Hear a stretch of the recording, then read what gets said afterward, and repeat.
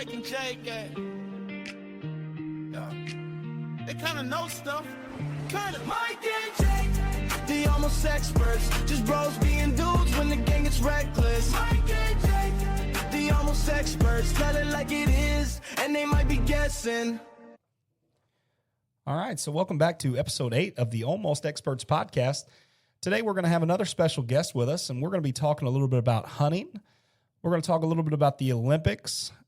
Then we're going to dive into some hidden talents, and we're going to finish this thing up with a snake draft over our favorite cereal brands. So stay tuned. Ladies and gentlemen, introducing a one-time OFC baseball champion, a two-time Dad of the Year, a one-time cancer survivor, and four-time former Legends Fantasy Baseball champion, the Bear Grylls of our friend group, Chris Newman. Oh, big day, Chris. Big day. Welcome to the pod, Chris. Man, I have goosebumps everywhere listening to that. Thank you for that introduction, Jake. Yeah, so is there any of those things that you're more proud of? Oh man, so there's a lot of cool stuff on there. You know, being a dad of 2 is amazing.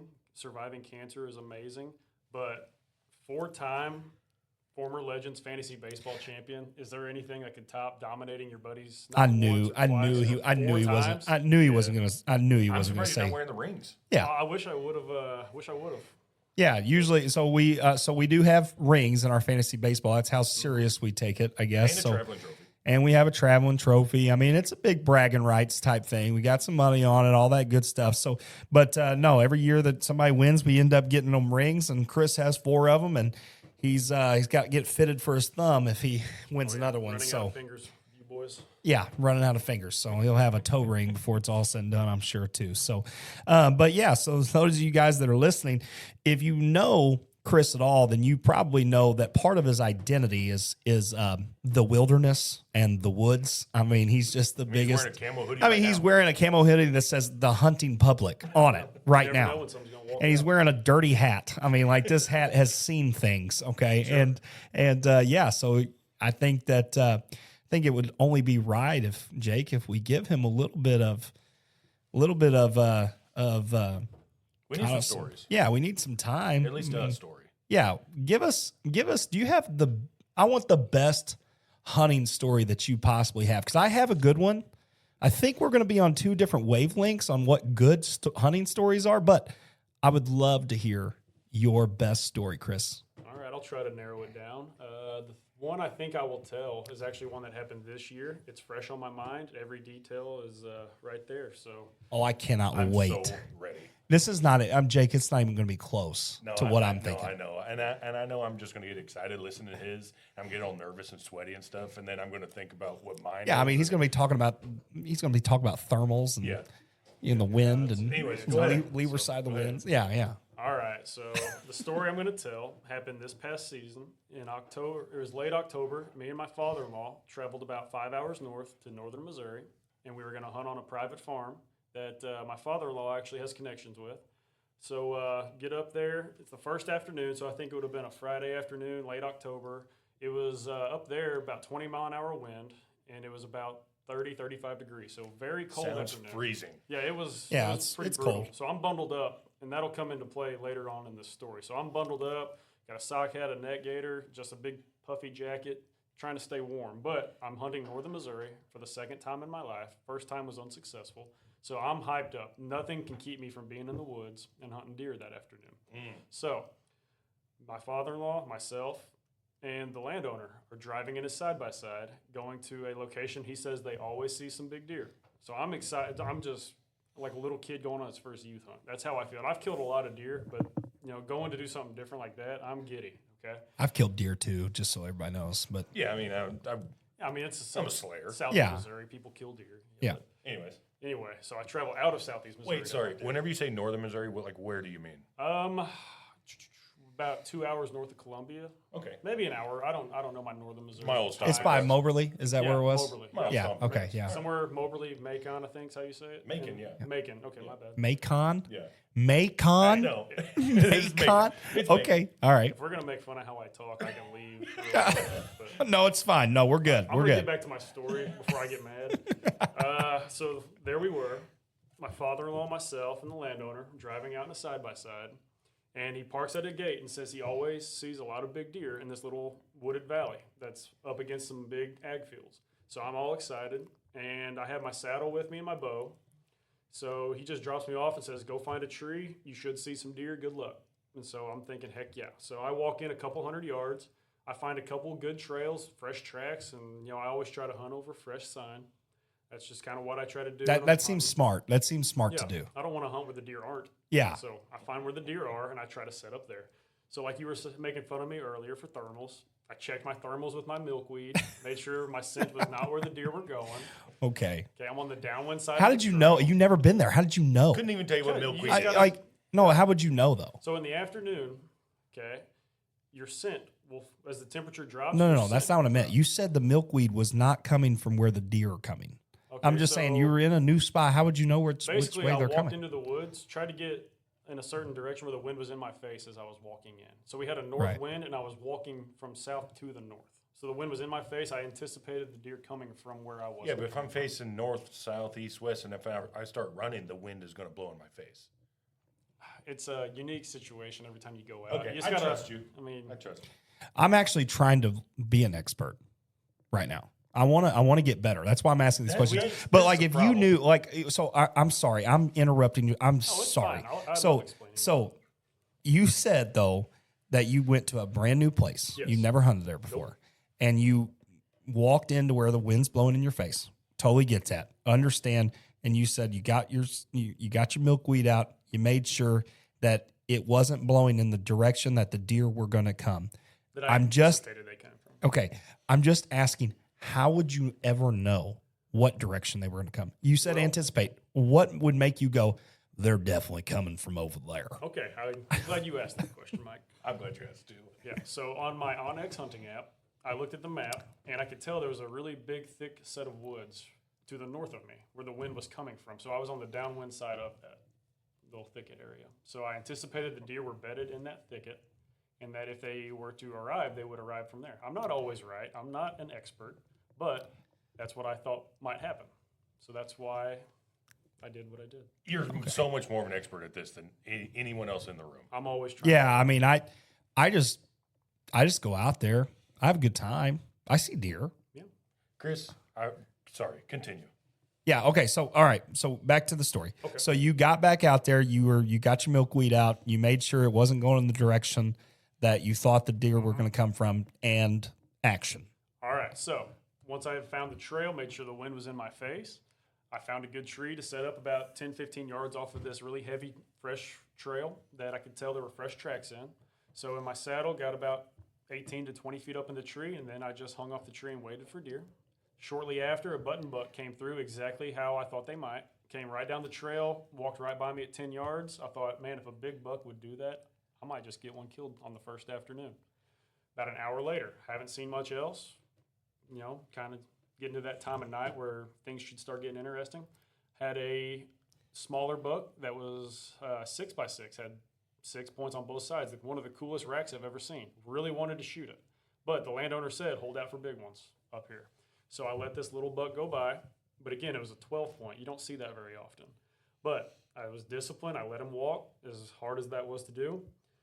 Shortly after that, I looked back up that same trail that the other two deer came down, and sure enough, here comes a big boy. Okay, I've killed quite a few deer, so I mean, I'm cool, calm, and collected. Like, he's walking right down my trail. I'm thinking, this is going to happen. All right, so I'm getting all excited, but still just collected. He gets about 15 yards from me. All right. Now, did I mention earlier it was super cold and I was bundled up? Yep. Okay. Yeah, so you did. A lot of wind. You did. Big part of the story here. So it's 15 yards. He stops. Broadside, 15 yards, a hunter's dream. So I slowly go to draw my bow back, and almost all the way back, my release gets caught in my neck gaiter, and I can't move. I can't get my bow fully drawn. Okay, so I'm like, it's fine. I let my bow down. But when I did that, my arrow goes doink and falls straight down the tree and lands 5 feet, like in front of this deer. Like, it shot out a little bit from my bow, and I thought my world just ended. I was going to be upset. The deer. It would have been funny if you nicked him. That would have been the worst thing ever. Wouldn't Just been funny nicked at him. all. But yeah, so my arrow doinks out of my bow. It lands right in front of this deer. It doesn't even It acts like nothing even happened. Okay, so I'm thinking, there's no way. So I told you I was calm and collected at the beginning. Now I'm full panic mode. Like, I'm struggling now. I can't think straight. I'm thinking I just blew this northern hunt. So I'm scrambling to get another arrow. My whole tree is shaking now. So I'm struggling to get that new arrow on the bow, and I finally get it on there after about 10 tries. The deer is still just standing there.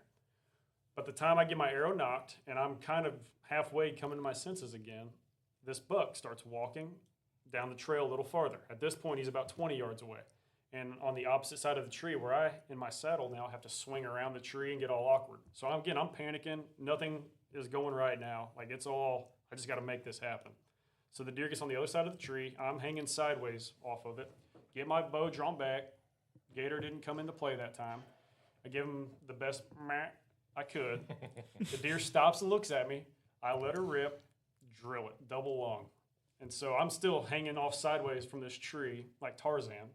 Okay, this deer runs a full circle around me and just stops. I'm thinking, did I gut shoot this deer? I thought I drilled it. All of a sudden, it starts wobbling, and it just falls over dead.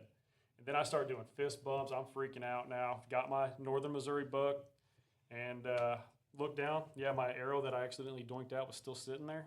Didn't know why that deer didn't run away, but I found out when I got down and went to my deer. Okay, so I'm thinking, I can't believe that just happened. Got away with the dumbest rookie mistake I've ever gotten away with. Get up to my deer. I look, I was like, man, the right side of his face looks really weird. I didn't notice that earlier. This deer's right eye was completely gouged out, I guess, from fighting. It turns out he was just blind. Yeah, this deer didn't know what was going on. He didn't have all of his senses. He probably didn't even know he was in Macon at the time. Yeah, Probably not. Are we really getting back to that? Macon. Sorry. All right, I'm going to wrap this story up. I'm getting made fun of. So, turns out this deer has blind in the right eye. That's why he didn't see my arrow, which is exactly why I ended up getting to kill this deer, because it was blind. So that really helped me out. Wow, I bet that made you feel so good about yourself, though. At that point, Killing blind deer. Yeah, at killing that point, blind deer. I was thinking, all right, I'm happy this deer was Glad blind. we got out of here. Yeah. So that brings up a good point, because I think that as somebody who doesn't bow hunt a ton, but I bow hunt some, I think every year that you go bow hunting, something stupid happens. Oh, yeah. Something dumb happens that you didn't expect, and you're just like, I cannot believe I screwed this up. What do you have that happen, Mike? All right, so let me set the scene for you. I'm in Ripley County. Okay. I'm at Jesse McDaniel's house. Shout out a couple pods ago. Yeah, a couple pods ago. Jess, he was just in here. Jess owns some land over there. Was he wearing a tinfoil hat at the time? No, he wasn't. He actually switched it out for a camo hat, Okay. and which I was happy with. I was happy about that. Yeah. So Jesse owns quite a bit of land over there by Naylor, and so we go out there. He's like, "Yeah, let's go out there. Let's go hunting sometime." So we did. He bought a brand new blind. I mean, he put this blind out there just maybe a day before we go out there. And so we're out there, we're hunting, and we get some does to come in. And Jesse, I don't think Jesse's ever shot a deer with his bow. So we're sitting there, and I was telling Jesse, like, hey, you should shoot him. And Jesse's like, nah, don't worry about it. Like, I don't want to. And I was like, no, Jess, like, you should, whatever. And finally he just tells me, like, go ahead, you can. So I was gonna take a shot at one of these does. So doe, just like you said, 15 yards away. Okay, like hunter's dream. Just right there in front of you. Didn't have any worries whatsoever. I pull my bow up, draw back. I'm gonna go shoot it. I shoot. I see the arrow go at least 3 feet over this doe, and I was like, "What the heck?" And they run off. You know, all the does run off, and I'm thinking, "What just happened? How did I miss that bad?" And I look over at Jess, and I'm like, "What just happened?" He goes, I think you shot the blind. my daggum, I had it where the arrow was just barely on the blind, and I just hit the blind, nicked it, and just went right over the doe. I just wasn't even paying it wasn't in my line of vision. I wasn't even thinking about it. I didn't even think about it whatsoever. You needed to check your thermals. Yeah, I needed milkweed, sounds like. What you needed to do was use a compound bow and not that crossbow. Yeah. There's that too. But yeah, that's a whole nother debacle. But yeah. Don't get me started. Yeah, don't get you started on the crossbow thing. I'm sorry, my dad is disabled and has his finger cut off, and I had to buy him a crossbow, and now I use it. I apologize for having to do that, though. Wow. Tripping me now. I feel bad for saying This something. really went south. Yeah, no, I mean, I thought he was going to say something about me. He's acting yeah, it's okay. Wow. Adding Okay. to the story. No, it's all right. Hey, we're good. We're cool. Yeah, it feels, Hey. it feels like we're good. Hey, we're cool. We're cool, A dude. lot of tension in this room, but we're There's a lot going on. So yeah, no. So of course, my story is basically how I summed up me hunting in general. Like something just stupid always happens, it seems like. And then Chris, has these elaborate stories where he's got milkweed out and he's talking about thermals and he knows where the deer are coming from because he can see. He has the app. Yeah, I mean he's actually got thermal vision. He can see where they're all coming from and what's the hot spots. So I can smell the deer. yeah, I saw that. I actually went hunting with Chris one time, and he got on all fours and was down there with his ear It sounds on the ground. terrifying to go hunting with Chris. No, it can be. It's a little overwhelming. Yeah, I'm out there for a good solid 3.5, 4 hours, and then I'm like, this is boring. And then Chris is like, no, we're gonna stay all weekend. Can't It's kill like, them if you ain't out there. yeah, I have that's- heard that. and there's a reason why Chris has killed more deer than I have. But so my hunting experiences are different, I think, than both of yours. Oh well, yeah, yours would be. Yeah. So I'm from the northern area, kind of Macon-y, but a little bit more this way. But anyways, Fulton, yeah, I think. we're from Fulton. Yeah, Fulton. I can't believe we're still going with this. Anyways, Dad's got some land up there, and our deer stands. It started with Rick's last stand. Rick, my dad, he was getting older, and we decided we needed to build a deer stand that he could just still get up there without, Well, it's a full staircase, and it's essentially just a giant deck with walls, a cabin almost, way up in the air. Well, then he didn't like that spot, so we decided to build another one, and then we built another one. And so there's like 3 or 4 just gigantic 10 by 10 square foot, decks up in the air. And so it's my hunting is more like, how many oatmeal cream pies can I eat in the next 7 hours before I have to eat this disgusting apple and then the banana, and then I get out of the stand and walk back to the house. But so then I've done all that. One of my only good stories, I guess, and it's nowhere near the milkweed story that you have. But we do all that, and I haven't seen anything all day. But I know I'm on a time frame because I'm going to go to the mall actually with my mom to buy a wedding ring for my wife. And I walk all the way back to the house, get up on the deck. My dad and a couple of his buddies are sitting up there just hanging out. They just came out of the woods too. And here come a buck, and I sat out there for 8 hours and then shot a buck right before we left, off the deck. Yeah. So essentially, you can't shoot him unless you're out there. But I could have been sitting in the living room and just stepped outside. And yeah, right place at the right time. A lot of it has. That's to definitely my hunting experience. There's no recon or apps or anything that go into mine. It's just didn't get one today. I'll try tomorrow, I guess. Well, I have, because of what you said, what you were talking about, I have one more, and I won't make it take very long at all. But I do have one more good hunting story for you, because it's another one of those situations where it was the right place at the right time, did not know what I was doing, and just happened to work all out.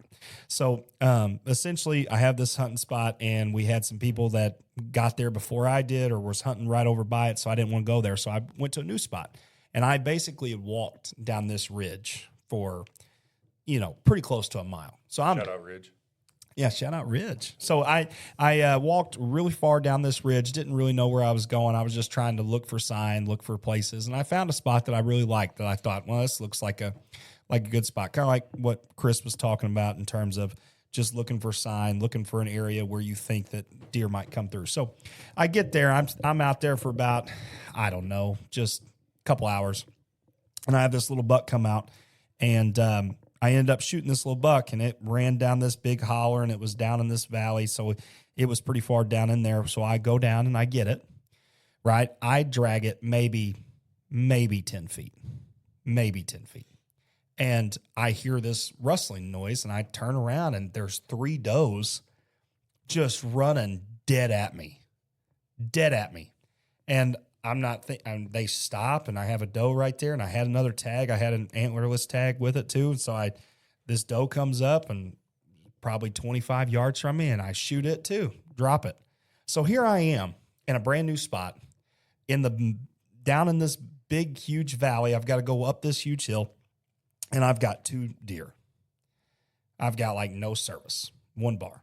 So I walk up this big ridge. I get to where I can get service. I call my dad because I needed help dragging out these deer this far out in the woods. Call Dad, and I'm like, hey, it's like, I just killed 2 deer. And he's like, you did what? And I said, I just killed 2 deer out here on this ridge. And he was like, oh, man, well, how are you going to get them out? I said, well, I love your voices. I was like, well, I mean, that's why I'm calling you. I need help. I need you to come get me. And he goes, backup. yeah, I need you to come help. Muscle. And he goes, and my dad just cannot make it up. He goes, I'm making breakfast. And I said, yeah, I know, but I need your help. And he's like, man, I can't leave this thing, man. I can't leave it. I got breakfast cooking. And I said, you can leave for just a second and help me out. And he's like, no, I'll get somebody out there with you. So he ends up calling another person. They end up coming out there and helping me drag these deer out. And it's 32 degrees and I'm sweating profusely and I'm shedding clothes and trying to get these deer out. But ultimately, moral of the story was, I don't want to do that again. I will say, having to drag deer up and down hills with just by yourself or even with a buddy, terrible. Yeah. I can think of so many things in the world that I would rather be doing than Providing for your family. No, I don't think that's necessarily providing for my family. Feeding them the deer, sure, would be. Yeah. But me just dragging them through the brush and rock and junk, I don't think that part is providing for my family. Yeah. Well, I mean, That sucks. yeah, it does. It's sucks. terrible. It's part of it, though. You remember that experience. Yeah.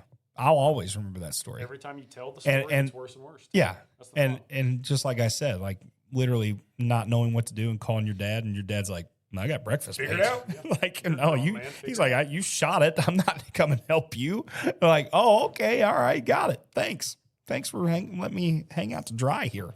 So, but yeah, that's my 2 good ones for you. Oh, I got one more I'd like to Oh, share. I love it. Oh, okay, This is all right. also this year. I had a good year. Come on. So during rifle season, okay, so we had a deer camp right before rifle season. Mike was actually in attendance of that. Yeah, it was fun. It was we struggled to kill deer.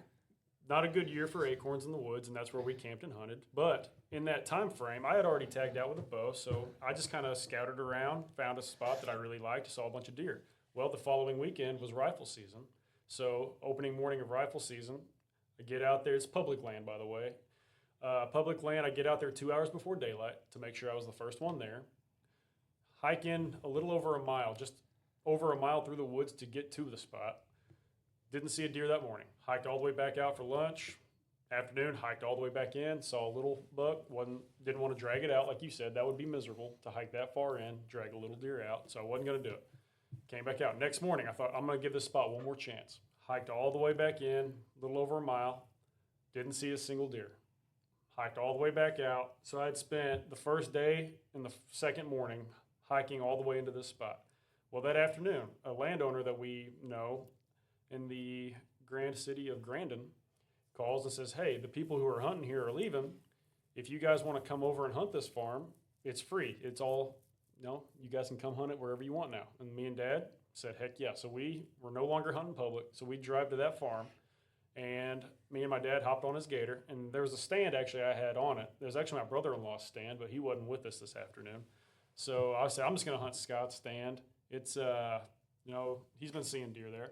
So I said, Dad, drop me off here. It's about a 500-yard walk to the stand. I said, just drop me off here. I'll walk there. So he drops me off, and he keeps driving. I walk about 100 yards down the hill, and I got to go down this hill and then back up another ridge to get to the stand. So I'm walking down the hill, get about halfway down it, had to pee. It happens to everybody. Always. It happens to everybody at the worst time. So I'm like, I'd probably rather do that here than wait till I get to my stand. It's 2 o'clock in the afternoon. I got a lot. I'm just going to go ahead. So I lean my gun up against a tree. I do my business. Zip it up, keep walking.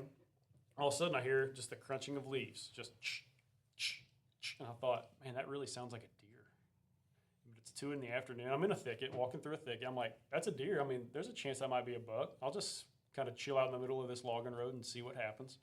So all of a sudden I hear just a deep, loud grunt. And I was like, oh, that's a buck. And that did not sound like a small buck. So now I'm looking around like I'm in the middle of a road and this deer's 30 yards probably in this brush. I'm like, I can't go nowhere. And so I'm like, you know what? I just sat down, little crisscross applesauce, right in the middle of that road, like a little kindergartner. Put my elbows on my knees and just held my gun pointing up the road. All of a sudden, I see a little sapling, little pine sapling, just start shaking back and forth. This deer, 25, 30 yards away from me, is making a rub. Still grunting the whole time. Finally, it stops, and it just walks right out in front of me on the road, 20 yards away, with my 7 mag, bam, drop it. Kind of goes back to what you were saying earlier about you hunt all these ways, and it's just the dumb luck that ends up getting it done for you. Yeah. I mean, I'm convinced that all of the extra things of the bathing in doe urine and shampooing all the scent I don't off. believe in that. We ride around on 4-wheelers at the house and almost run over deer. You know, I think I could do just about anything during deer season and it'd still be okay. I'm either going to kill a deer or I'm not. Yeah, some deer. I definitely think that bucks, you're not going to really do that with bucks. It just depends on, like, during the rut, they do some really dumb stuff. Yeah. But, you know, going back to your scent and stuff, I think if you're upwind of the deer, they're going to smell you regardless. If you're downwind of the deer, they can't smell you. So that, to me, that's the best scent cover, is not being upwind of them. I love that. I'm getting some awkward And looks from you two. Maybe. that is just because you're an expert about this. This is You know, way and out this of is my- and this is literally called the almost experts. So just saying so yeah, we experiences.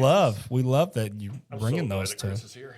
Yeah, I'm learning a lot of things. Just got some really awkward looks from you two. I just felt a little uncomfortable for a second. No, it's fine. No, I think it's great. I think you're a great hunter. Well, thank you, Mike. That's the best compliment I've ever heard you give me. Well, probably the only compliment I've ever given you. That's exactly my point. You're usually pretty mean to me. Pretty mean to We you. work together every day, and you're kind of a jerk to me. Oh, that's not true. That's just not true. That's not true at all. It's probably not. So we got some good hunting stories out of that. So let's switch it over. We're going to talk about something that Chris knows so much about. Oh, yeah. So much about. So the Olympics. This morning, I am making breakfast, and we have the gold medal, the gold medal game, men's hockey, USA versus Canada. You know, big underdogs, and we win at like 9 a.m. this morning. I'm literally making breakfast in my kitchen. Courtney runs in there like, "What are you saying?" I'm like, "USA, USA, USA." I'm just going ballistic. Colors don't run. Yeah. I think I had. Is it Herb Dean? Is that was his name? Herb Brooks? Yeah, you're right. Herb Brooks. Herb Dean. What the heck? Yeah, Herb Brooks. Yeah. Herb Brooks. Yeah, it's like, yeah, I had a little moment in there. It's like, do you believe in miracles? Yes. It's been 46 years. Yeah, 46. That's wild. And, you know, that was probably the only other time we ever won. I don't think we won before that. I only know because I looked. We also won like the 60s, but yeah. Oh, okay. But everything else has been silver or below. Yeah. What a great movie, Miracle. Fantastic movie. Actually, Who do you play for? We were playing in a regional in baseball in college, and it was at Minnesota St. Cloud, which is where Herb Brooks was a college coach at. And so while we were in there doing batting practice and indoor facility stuff, you know, we start walking around inside their school, inside their indoor stuff, and we started finding Herb Brooks stuff and, you know, big pictures and a statue of him. And I actually have a hockey puck that was from Minnesota St. Cloud because they had a bunch of them laying out there out on the ice, and we went down on the ice and stuff. So it was cool. That is awesome. That was pretty awesome. Herb Dean, also a UFC. The official. He's an official. Yeah, that's where I got thought that from. I was watching the fights last night. Yeah. I was like, Herb Dean, where'd I get Herb Dean at? Love Herb.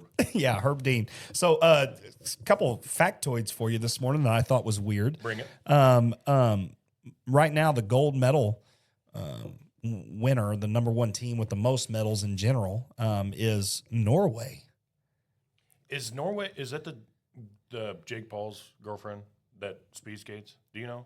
Oh, I don't know. You don't know? Okay. Maybe. I I feel like it probably is. I think so. Yeah, so Norway's got like 18, and then I think the United States right now, the count is at 12 gold medals, which I thought was just insane because I didn't know that. We got the big one, though. Yeah. Yeah, The we one got that's the more big one. important. Yeah, hockey. They can have bobsledding. Yeah, who cares about the ice hiking that they do, where they put on the sleds and they.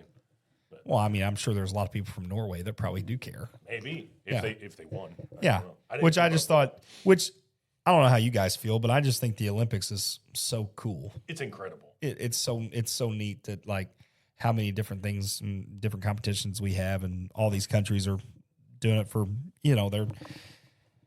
they're got so much pride. Well, for so much of our lives, we talk baseball, and of course, whenever football's hot, we talk football, and a little bit of basketball here in March and stuff.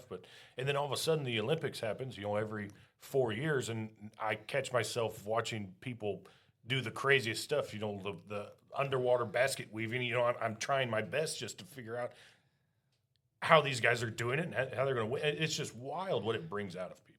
Oh, dude, I can sit there at 10 p.m. and watch us play ping pong and want to headbutt a rhino. Absolutely. I mean, like, I'll just get pumped up. What do you think about that, Chris? I think it's fantastic. You think it's fantastic? I'll be honest. I didn't even know the Olympics were going on until you said something this morning. That's crazy to Wow. me.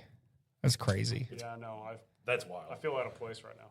Here is what's crazy for me though is the difference between your winter and your summer Olympics. Uh-huh. Basically, most of your summer Olympics is you're just running around on a track, right? I mean, there's your they throw in basketball here and they throw a javelin, but most of it's just running around. Now take that, but make it be 0 degrees and you have blades, knives on the bottom of your feet, running around on ice. Basically, that is the Winter Olympics. Yeah. You're jumping in, you're sledding down a gigantic, ice sled. That's incredible. Yeah, I can't remember. I was watching a video the other day of somebody, and they were talking about how they went down a bobsled, like they went and bobsledded down the track or whatever, and they asked him how the experience was, and he was like, "Oh, it was literally the scariest thing I've ever done. Like I thought I was going to die the entire time." And if you ever watch those bobsledding stuff, that's going so fast. That's insane how fast they go. Fast. Insane. And then like I don't like if something were to happen. I mean, if you were to crash, I mean, it's gonna hurt. It's gonna be real bad. It's gonna hurt because you're going fast, but then you're on top of ice. Yeah, and there's like nowhere for you to really go. I don't like walking in the parking lot and getting that moment where you slip on ice and you're like freaking out. You throw your back out. But can you imagine that? But you're going down. Yeah, I'm just too athletic sled. for that to happen. Though. Oh, okay, I'm just, sorry. yeah, I just, You've never slipped and fell on ice? I wouldn't slip. I'd just catch myself. I'm just kidding. I bet this is falling a lot. Yeah, I've taken some tumbles. Yeah. I've taken some tumbles, but yeah. So now we'll talk about something because it's kind of like the Olympics, and I know Chris will have an opinion on it. So we got the World Baseball Classic coming up. Okay. That's similar. I can add to this it's similar to what we got going on with the Olympics. So, do you have any opinions? Anything? I think it's really cool. Being a fantasy baseball manager of a team of guys I've drafted, I'm terrified when my pitching goes over and plays in that. Yeah. What if they get hurt in that? Wow. That's going to hurt my fantasy baseball team, which is that's my priority. When Yeah, it comes no to baseball. pride in the country. I hope Yeah, US Joe Ryan, Pirates. you can't go out there and throw, bub. Like Paul Yeah, how about Skeens, Paul? no. Yeah. Paul Skeens is Skeens. my guy. If I lose him, I might delete our league. As the commissioner of the league, I have that power. If Paul Skeens goes down, so does former Legends Fantasy Baseball. Yeah, I can see that why you would think that too, as far as like it's terrifying for your pet, but I love it. Oh, the actual I baseball, I love love it. it. I love watching the baseball, high competitive baseball in March? Yeah. You don't really get that till October in real baseball, but man, it's World Series atmosphere. Well, and this is like one of the first years where the USA is like bringing their arms. Oh, yeah. Like Last time it usually was- they got pretty good bats and some guys that will do like some hey, come back and play with us real quick. Now they're throwing some dudes. Oh, they got the top 2 pitchers on the planet on their team now. It's Scooble and Skeens. Oh, it's gonna be awesome. Then, but I also love you watching the games, and there's just so much more life to the atmosphere, and it's something that I don't think you could bring 162 games, but and I think that's what makes it special. Yeah. Every game matters. Every run matters. It's a Yeah. playoff atmosphere. It's All and the time. and what's even crazier is like you have people that are that love their teams, and you've got crazy fans. But when you start talking about fans that are with that much pride in their country, that's what makes it fun. Well, but then you also got your, Czech republics that, most of those guys are meat market workers and they just love baseball. Yeah. But then And they're out there. They're out there. They're like, I got to throw to. 103 against He's like, both teams. one guy was a milkman, and he's Yeah. got to throw to Shohei Ohtani here in just a minute. Like it's like, oh yeah, Like slow pitch. yeah, it's just absolutely insanity. So I love that part of it. It looks like Venezuela's going to have a good team. The Dominican Republic's going to have a their good team. lineup is Puerto Rico's going to have a good team. long as the Obviously, insurance thing goes. obviously Japan's going to have a really good team, and then the United States are going to have a really good team. So it's going to be pretty awesome to see. I will say this is the only thing, my only opinion about this at all. It really bothers me to see some of these guys playing for another country that they don't really have. I mean, how should I say it? Like they're not really from there.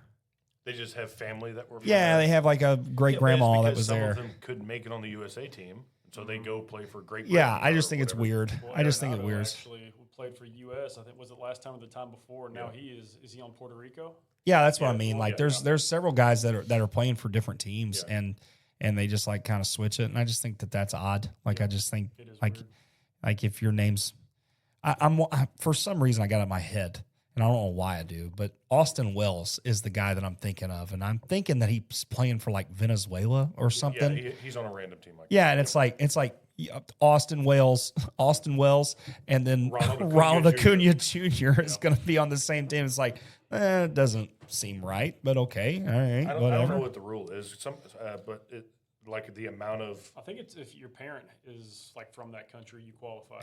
And the only reason that I think I'm an almost expert in that category is that J.J. Weatherholt tried to play for Korea because his grandma was Korean and he didn't qualify. Because it was his grandma. Yeah, it was his grandma, not a parent. I'm Yeah. about 70% sure that's the rule. And then was it Lars Nootbaar? Did he play for Japan? played Is for that what it Japan, is? yeah. Man, yeah. Plays He for was a Japan. big celebrity on that team. Yeah. Yeah. So Lars Nootbaar, if his name was Larry Newton, would probably not. But his mom is Japanese, I right? think so. No, I know. I'm not saying that. I'm just saying like I just think he's a little bit overrated. That's all I'm saying. Wow. You're in Cardinal country, bud. Yeah. That No, goes actually, solid. what I commented actually, if he's listening, my old high school baseball coach. I thought you meant if Lars was listening. No, not Lars. If Lars, listen, bub, listen. No, Sorry, go no, ahead. my old high school baseball coach literally said one time, like, if Lars Nootbaar's name was Larry Newton, no one would care about him at all. But his name is Lars Nootbaar, and everybody cares about him. So, but yeah, that's why I was saying that he's a little overrated. But, anyways, so let's switch it up a little bit. Because you're a Cubs fan. Yeah. Don't. It's wild to say that. Okay, go ahead. Sorry. Why is it wild? I guess I don't understand. Is he No, super I mean, good? No, not really. Not He really. probably is a little overrated, but he's Yeah, all right. but He's a Cardinal. but you Watch can it. say Newt. You guys can all say Newt. I get it. move on? Yeah, it's Yeah, I mean, it's Ears, just, ears being a jerk. no, I'm not. Cardinals are not very We good get it. right now. The Cubs are. listen, We get it. the Cubs have been terrible our entire lives. They're not going to be for a little bit. Congratulations. Thank you. Thank you. Next topic. Okay. So we saw something, Chris. I'm going to talk to Chris, not Jake right now. So we saw something on Facebook this week, Chris. Do you know what we saw? I do not know what you saw. Well, I mean, you saw it too. We talked about it. I think But- he's trying to get you to. I'm like trying to get you to talk a little bit, bub. Come on, Chris. I'm I drawing a mean, blank right now. What do I see on Facebook? Jake basically broke the internet. Oh, I do know what you're talking Yeah, I about. started saying, well, what are we talking Oh, about it was here? a magical moment. Yeah, Jake. I thought I didn't know that anybody even listened to the song Elvira anymore. And then to find out that Jake Nicholson himself can do it better than anyone else in the world. Except the Oak Ridge Boys. No. I think you're better. Jake, I just found out Jake can sing. Basically where I'm getting at. And not only can Jake sing, he is the best singer. He's the best singer. 100%. Voice of an angel. Okay, yeah, sure. Thanks. Yeah, it's a mixture of Fergie and Jesus is what is actually I what. have heard that before. Right? Yeah, it's pretty insane. I think it So was in a movie, though. can we get it one time? No. Giddy up. Go. No, I'm gonna You set the just go- stage. No, it's all right. Oh. They could just go look it up on Facebook. Can I hear you sing Long Black Train? It's also on Please. Facebook. Oh my gosh, I think Jake could sing every Josh Turner song. Oh, yeah. I do love Josh Turner. Yeah, Josh Turner's great, and you have a very similar voice as Josh Turner, Thank right? you. It's very Yeah, but is it that baritone-ish? Is that? baritone would be higher than what I'm Oh. singing, but yeah. Well, you tell me, bub. You tell me. You're not much of a music guy, huh? No, I'm not. I'm No. not either. I was in show choir also in school, in high school, and I was in band. So, The things you learn yeah, on this podcast. So you were in band. What'd you play? played trumpet. Trumpet. And then my brother played trumpet. My sister played saxophone. My sister-in-law played saxophone. And they all played in marching Mizzou. And then my dad played drums. And you didn't? No, I played college baseball. Remember I talked about it that one time you Yeah, tried to that's call me right. out? Yeah. I just wanted to bring that up. Mike's a hater, dude. Such a I'm hater. proud of you. God. Baseball. Thank I you. was asking. No. Nice. Now I'm afraid to even talk about playing baseball. No, you shouldn't be. Okay, You're but good at it. yeah. So real quick, the sing thing. So Hannah Harper on American Idol. She got a show or another audition or whatever. I haven't watched American Idol in about 18 years, except for a couple weeks ago whenever she was on. But she's a kind of family friend. We've been to church, went to church with her for several years, sang with her a ton. So we knew she was going to be in town, and yeah, she called me out on stage, and I got to go sing. And I was still in work clothes and everything. It was kind of really awkward and scary at first, but it ended up being fine. It was fun. Yeah. And that my mother-in-law posted that, and she's got like 14,000 views right now. So, most of the time, whenever I walk into the store, people are talking about the Almost Experts to me. Yeah. And Now now they're it's like, wow, I didn't know you could sing. wow. So I'm You're starting to just become a five. I'm a 5-tool plaur, I think, is what I'm. Yeah, you're like you're growing bigger than this town. Yeah. We're This town ain't big enough for the two of us. this town's not big enough for Jake, man. That's crazy. No, so where was this at? Was it at the Rogers or was It it? was at the Tenant Center at 3R. Oh, okay. And it was just a little concert that she was putting on, or Yeah, so they had another. or was it for an event? Or No, they had another event that was going to happen, and they had to cancel. And so Three Rivers knew that she was getting hot at the time, and so they called her up, and she had a little show, and then she just had another show yesterday at the Ag Grotto. But That's yeah, awesome. She's doing good. And is she from Donovan? Is that where she's from? Or Well, technically, like Willow Springs. oh, Willow Springs. Oh, okay. Okay. I didn't know that. I really didn't know where she was from. I thought somebody said that there was someone from Donovan that was on American Idol. but- Well, her brother, who's playing bass guitar in her band, is from Donovan. Her other brother, who plays lead guitar, lives in Bunker, and he actually went to church camp. Like Brittany and him knew each other their whole life. That's pretty cool. Yeah. So yeah, if you guys haven't heard that or haven't seen that, haven't seen Jake on the stage and singing Elvira, the bop mow. Jake, you're phenomenal at it. I don't know what you did was pretty good just now. No, I really no, want no. you to give the fans what they want. I want you to can you sing do it into one the time? microphone. I'll give you. I'll say No. giddy up. No, Just do it one time. it's all right. No, we need to do it one time. We're not leaving. Can you edit it in? Just do please? it, okay. All right. hey, We're giving the people what they want. I love it. All right. Are we ready here, Jake? Are we good? Yeah. You need a burp? You need to take a drink of water? No. Nothing? No Let's cough? just get it over. All right. Giddy up. Papa, mow, mow. There it is. There it is. There it I is. got That's goosebumps awesome. again. Let's go. Oh, man. Phenomenal. Voice of an angel. Golly. All right. So let's go ahead and start kind of wrapping this up. So, Jake, you wanted to do a snake draft. Have you told Chris what it is yet? Yeah, so we're going to do a snake draft about cereals. Okay. And I know Mike has talked about where he doesn't eat a lot of cereal, but I think he is at least cultured enough. That, Oh, yeah. It's just that not he something I can eat a talk lot, but I cereal. definitely. So how are we going to go? Are we going to go guest first? I think Guest needs to pick if he wants to go We'll go first. first or last. First or last. Last, obviously, is snake draft, so you're going to get 2 in a row. So it's a snake draft. So I think the best strategy would be to go second. Okay. Okay. I think that's all right. the You want first or last? I'll go first, so you get 2. Okay, I'll go. Okay. I'll go last. So we'll go Jake, Chris, Mike, right? Mm-hmm. Okay. I think so. Yeah, that's what I heard. So my number 1 of the snake draft is going to be Reese's Puffs. Reese's Puffs. That's a Okay. solid choice. All right. That's Okay. good. All right, so my pick, I'm a very boring cereal guy, but Okay. this is my favorite, and that is Life Cinnamon. You could've- Life cinnamon. That's You my could have got favorite. that in round 47. Hey, sometimes you got to secure Life? the one you want. Oh Okay, my I got to God. secure the one. All I right. want. Okay. I'm Well, I happy think. with the start of my team. Put your milkweed in the life cinnamon and move Okay. Well, I think that I just whooped both of you. I Oh, I've guess. already So, won. I got Life Cinnamon. on. Give us 2. Cinnamon Toast Crunch, number Yeah, one. that's great. I mean, that's the That's cereal. great. I actually had it this morning. Yeah, and then I'm gonna go Fruit Loops. Okay. Okay. They're fine. You don't like Fruit Loops? I mean, they're fine. Yeah, I don't. Like yeah, I mean, those. Fruit Loops are just They're good. just colored. I was hoping you would Cheerios, take that. I guess, but Huh. you're up. Yeah, I was hoping you would take Fruit Loops because I didn't want that. So my second choice is another probably controversial pick. Yeah, Raisin Bran. I hate raisin food. They're just dried up grapes. Hate them. Okay, so second choice for Team Newman would be shredded wheat. Oh my gosh. Hey, good. I'm very you're happy with this team. It is good. So here's my question: you take shredded wheat. Does that take frosted mini wheats away from me, or can I still take them? See, I feel like shredded wheat for me, they are frosted. Okay. So That's how I. That's what I. So you've consider taken them. all of the wheat. Yes. Okay. I believe so. So then my next pick is going to be Fruity Pebbles. Okay, I like Fruity I Pebbles. do Yeah. love a Fruity Pebble.